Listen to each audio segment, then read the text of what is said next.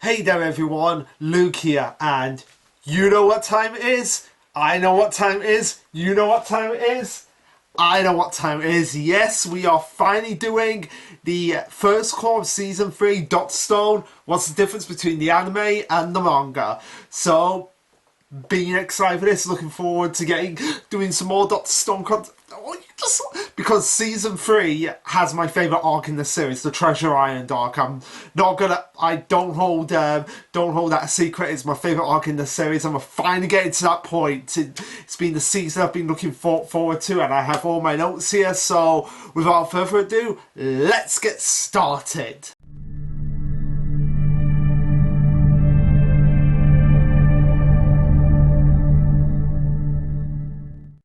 Alright, so we go from, in terms of content adapted, we go from chapters 90 all the way to the first part of chapter 116, so that's 10 with 100, 110, so about, estimate about 25, 25 and a bit-ish chapters, so pretty standard for Doctor Stone. We get like, 2.5 chapters adapted into. I mean, there are some chapters that adapt. There are some episodes that only adapt 2 chapters. Ones that adapt 3. Ones that adapt 2.5. So it's kind of all over the place. But for the most part, it is 2.5. It is 2.5 chapters. And I feel like, as I've said, Core 2 is going to end when they're announcing going to America, because that's roughly the same amount as we got with Core 1.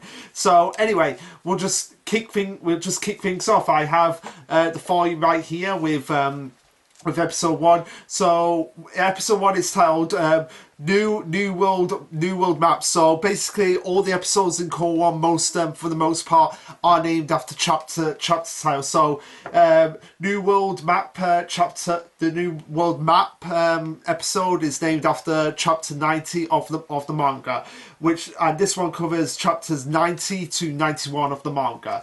So the first thing I've got to talk about right now is like with the Ryusui special and with season 2, we get a sort of mini recap here where we have Ryusui talking to Senku about the village and the flashback and the flashback before the petrification. So it's basically Senku getting Ryusui up to speed, as well as getting the audience up to speed about, okay, this is what you've missed since we've been away. We can get that all out of the way, and I feel like that's going to be a staple for the rest of the series if the entire series gets adapted. Like each section of the anime that comes back, there'll be a little bit of a recap of what happened before, kind of get people up to speed. And I know that may seem redundant, but I personally like that, because it means people are not going to be confused. Although some people were confused because they didn't watch the Ryusui special. That is hilarious. Not many people watched. Well, I say not many people. A lot of people watched it, but there are some people who didn't watch it, and then they go into this season and they're like, "Wait, a balloon? Who's this guy?" and all of that with Ryusui. So it's kind of funny that people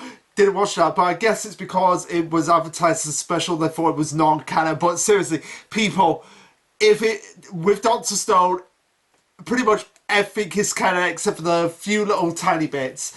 And also we have Kako and Ukyo explaining everything, and we get an extra scene in the series about them talking about going to South America. So foreshadowing the South America arc there. So any anime only fans, you get a nice little bit of foreshadowing for South America, which is probably the second best arc in the series, according to a lot of people, and I'm personally inclined to agree with that. Like South America and subsequently the New Stone World, like the mini arc after that, probably the best part of the series. Even though Treasure Island is still my favorite arc, New Stone World has. I mean, there was a moment at the end of season 3 that was my favorite moment for a long time. But going back and rereading New Stone World, it's like, no.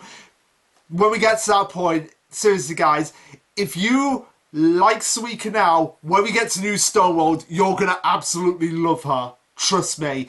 And Party Jams knows this, because I know Party Jams is gonna watch this. And yeah, we will do our discussion on season 3, Party Jams, for Control Chaos. Don't worry, we'll get to that. We'll get to that point. But But yeah, we also have another little scene, a little extra scene of the group reaffirming their determination to get the oil. Now there is one bit in the manga itself, which is in volume 10, and I don't have volume 10 off my shelf here.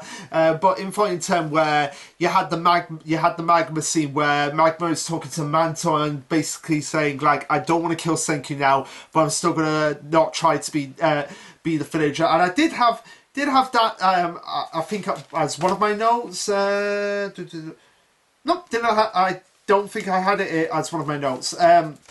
So, yeah, just address that scene anyway. Yeah, it is a bummer that they're not including it, but I feel like it might be redundant for a scene that's coming on later on with Magma, which I'd say is much more of a highlight for his character than the scene of him declaring that he doesn't want to kill Senku. Although some people might still be a bit confused about that. Like, wait, he said he was going to help Senku until after Tsukasa. Now that Tsukasa's finished, like, he's still helping him. I mean, I guess it's to try and make Magma more likable, but because Manta was the one who was egging him on, like, to kill Senku in that scene. So I guess it was like just to make Magma a bit more likable and not including that scene but it's yeah, I don't know why they didn't include this. I'm just trying to find excuses for why it wasn't included at this point. But anyway, getting completely off topic here.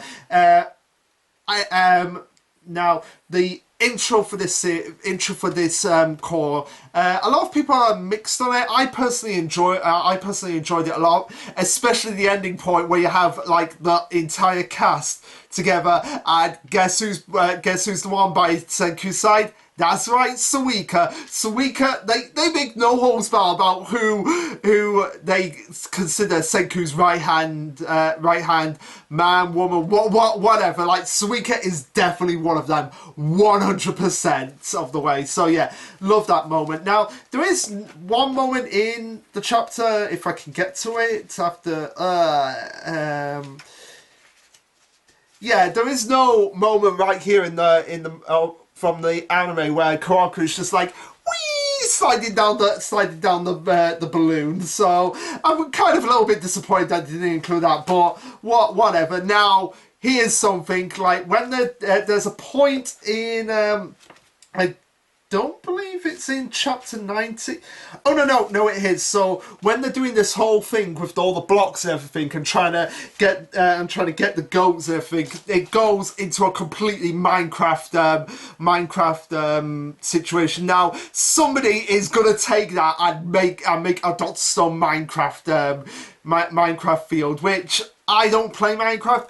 Never had any interest in it. But you know who would have interest in it? Senku and Ryusui. I guarantee if they were alive today and the petrification beam did not happen, them two would be playing Minecraft and doing Minecraft live streams. Like Ryusui, no, Senku in particular would be doing that because he would have a field day of just crafting everything. Or oh my god, Kasuki. If Kasuki was a modern day, but was still Kazuki, and he was a bit younger, he would be absolutely losing his mind about Minecraft. And Chrome as well. Chrome, I guarantee, would have a lot of fun with Minecraft. But no, Ryusui, I would say, would be more akin the type for the Transport Tycoon games, or just roller coaster, just any other tycoon games in general. That would be Ryusui's field. So anyway, that was. And there's also an extra scene talking about the food shortage, which again adds to, even though Dot Stone is not heavy on the dark moments, like it still has them from time to time, and that's just a general realization of like, yeah, there are food shortages. There are going to be a lot of people that don't make it out in between seasons because there's the lack of food, which just begs the determination of them actually getting more food back into society. Now that was it for episode one. So now we can move directly on to episode 2, which is greed equals justice or desire equals justice. Same thing. Pretty much means the same thing. But this covers chapters 92 to 93. So two more chapters. Now the big one for this. Let's just talk about it. For anyone who's Yeah, just good. Yeah, don't really know. Okay, I'm just gonna say it. Just the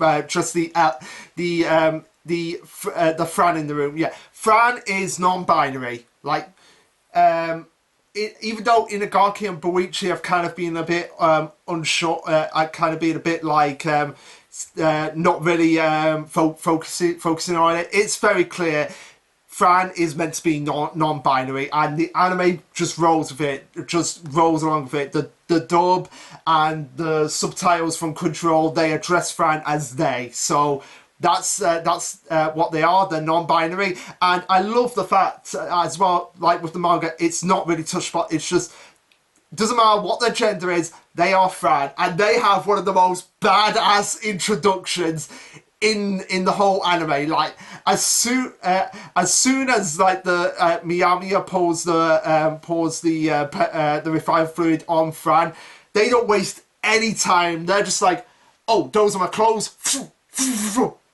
already dressed. And it is nice that the dub actually got a non-binary person to voice Fran. So good on Crunchyroll for doing that, or Funimation, Funimation. So nice on Funimation to get a non-binary person to voice Fran. And also Fran, when they are teaching how to bake bread, they have the little chibi Fran. Absolutely love that. But the big thing from this episode, aside from Fran, is the Miyamiya flashback. Like, a lot of Dr. Stone characters, they don't really get extended flashbacks. The only one that we've had really any much of an extended flashback at the moment is Tsukasa. But Miyamiya, now we finally get why she is so obsessed with her camera. Like, I mean, it was implied in the manga. Let me see if I can find it. So we have the whole chapter with here it is. Flaming Nora. So we have the bread. We have a camera. So yeah, we have these little panels right here on here, so we kind of get an idea of what her backstory was, but no, they go full on with it. So she got a camera off. I guess it is either her dad or grandfather, because I mean he has grey hair, so I am assuming it's her grandfather. Yeah, I'm just gonna go like, cause he does look a little bit older than being her dad for her being so. So I'm gonna say it's her granddad.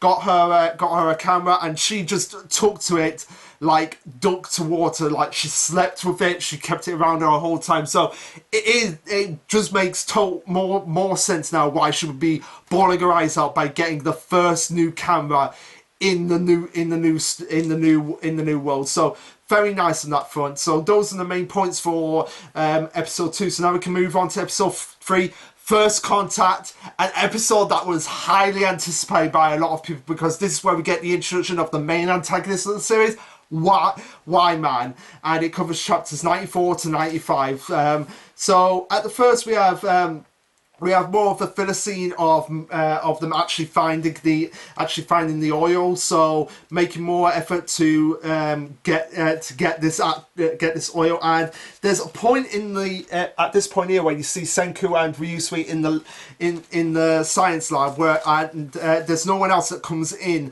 But Miyamiya in this iteration, she does come in to see them, and just being like bamboozled about how much much effort it's taking for them. Now, one other thing that I noticed about this episode is the fact that in it we have Suika using chalk to sniff out the troubles. Like, right, I've got it right here. So we're getting up to Suika content. So what changed about Suika? Now, not much, but instead of using chalk in the manga, she just uses a regular ball. Like right there, you see that is clearly a ball, and it does make more sense for her to use chalk, because chalk is a dog, can sniff out. But I get the reason why in the manga that she probably wanted to use a ball, because spores, like you said, are good at finding troubles. Now, there is one point in this episode that was just completely confusing to me, and Party Jams noticed this as well after I pointed it out, but how does Senku know what Fran said about the boars when he wasn't even around to hear her, not to hear Fran say that?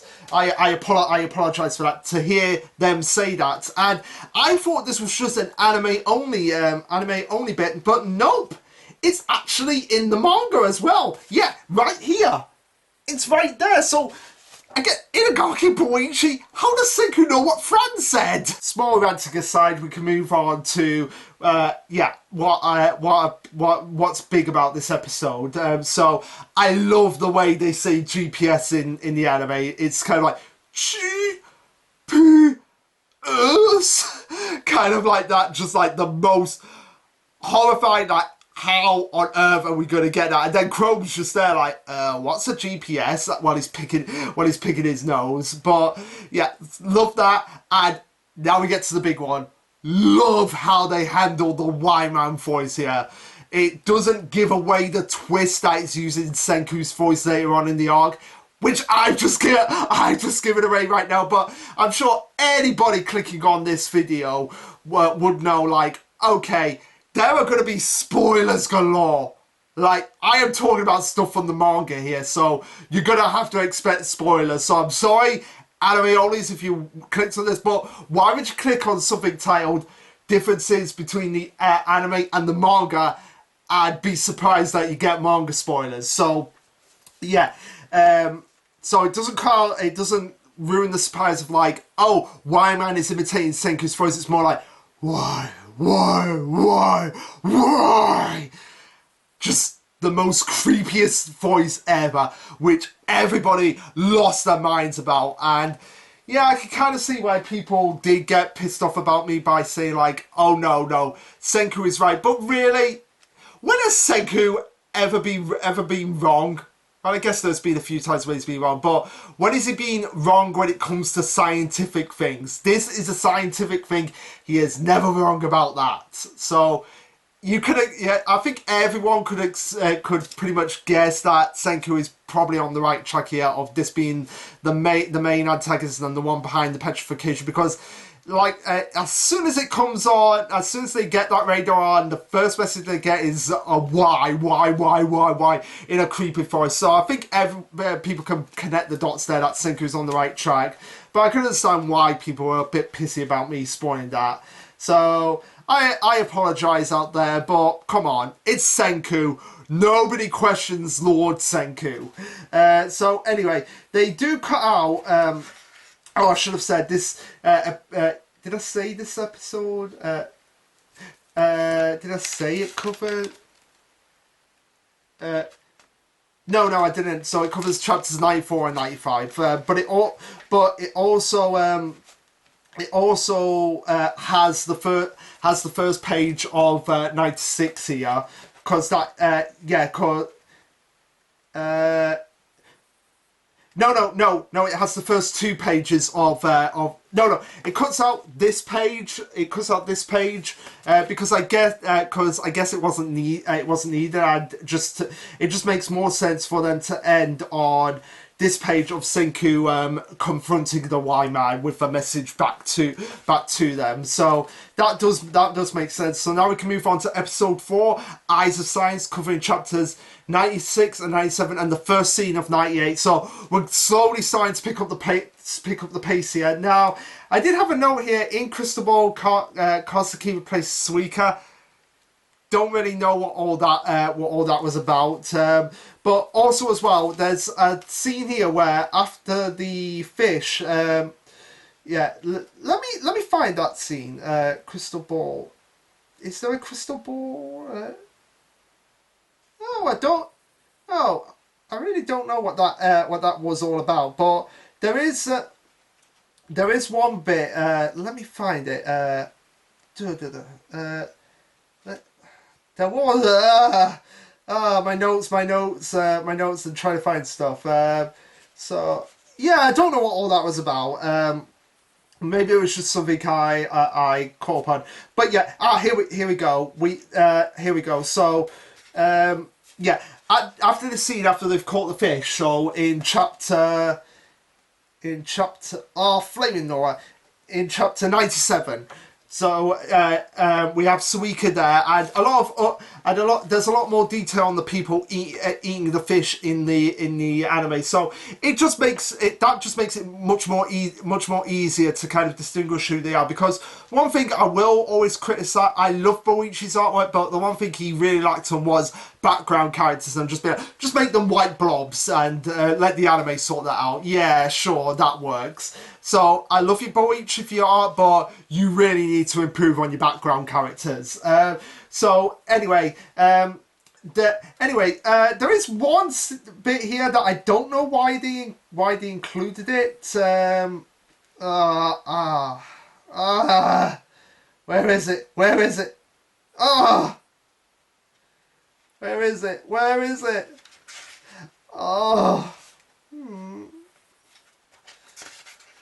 So there's a scene later on in one of... I found it in chapter... Is it the same chapter? Yeah, chapter 97. So there's a scene later on right here with Kohaku and Suika in the river trying to find more iron sand. But they just happen to have this random character with them. And I'm just like, who is this character that just randomly popped up to share a scene with Kohaku and Suika? But we also get... but one thing that does get Carl is probably one of the funniest moments in the manga, where we have Chrome after he's gone down to the cave and is able to get the metal detector. We have this scene right here where he screams so loud that Suika jumps out of her helmet. I'm honestly, and that's one of the scenes that I'm like, oh, why didn't you pick that? That's one of the funniest scenes in the whole series. Why? So yeah, I could get angry. Well, not angry because it's an adaptation. Things have to be changed, but I can still get a little bit pissy about scenes not being included. So we also have the paving scene from '98 included in this scene in this episode, which makes sense because.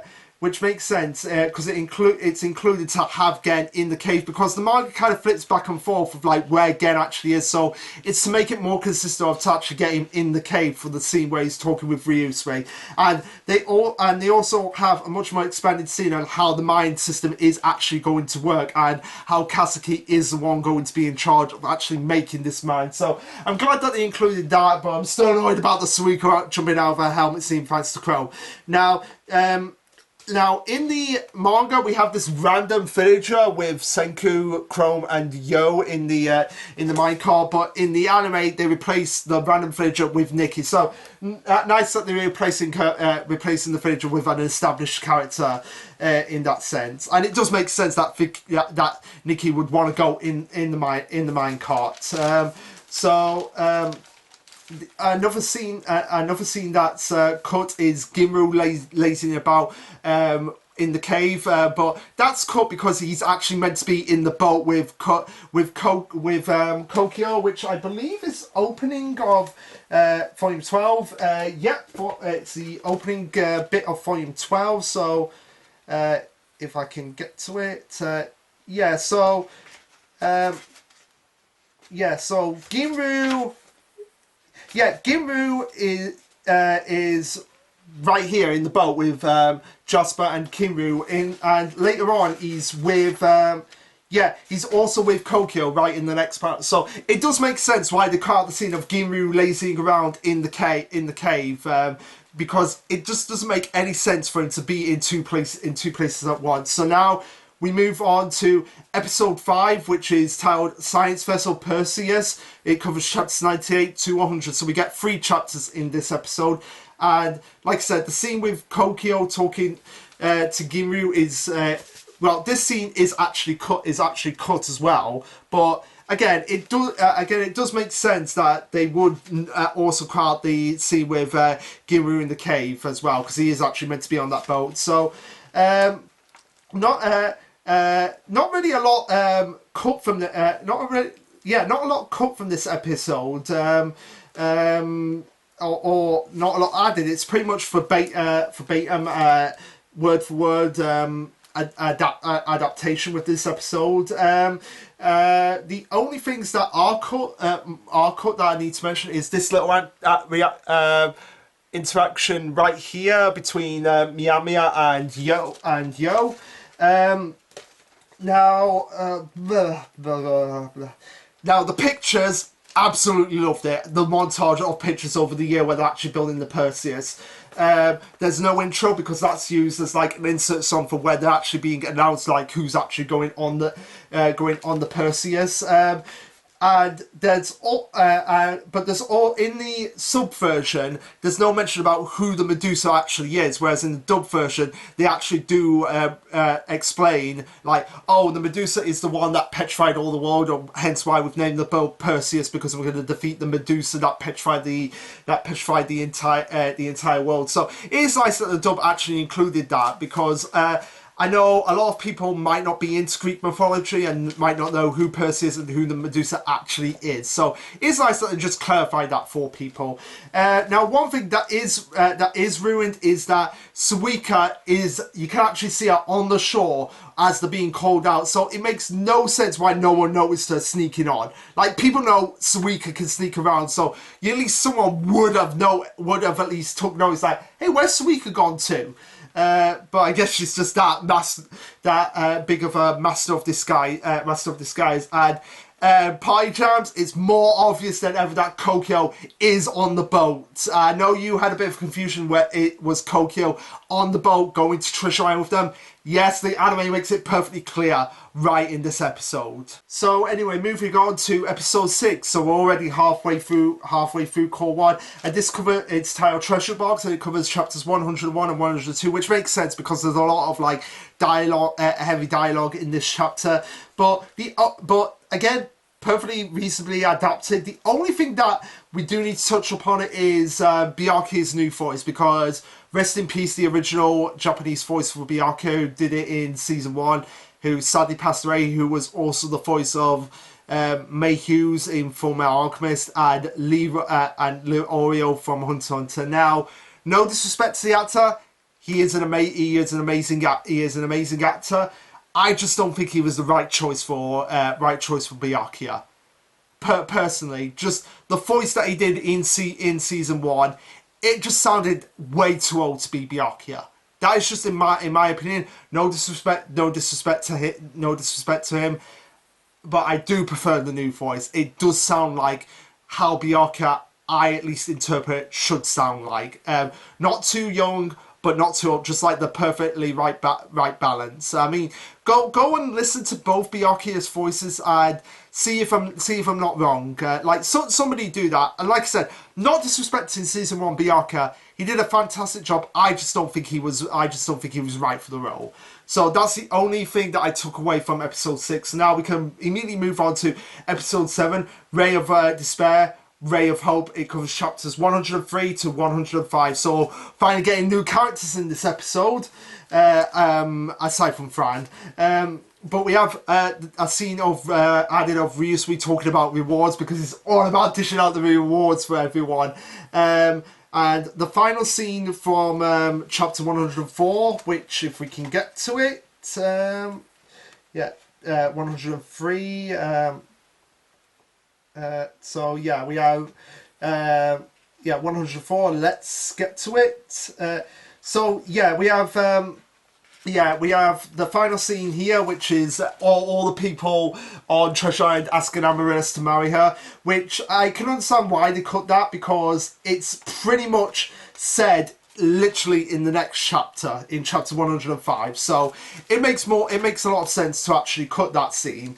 Now, another thing that's actually cut is the explanation on how tear gas is actually made. So let's see. So this explanation right here of how it's actually made is actually cut, which I guess they did because they don't want people making gases. I don't know. So that's all I had to say on episode 7. So now we can move on to episode 8.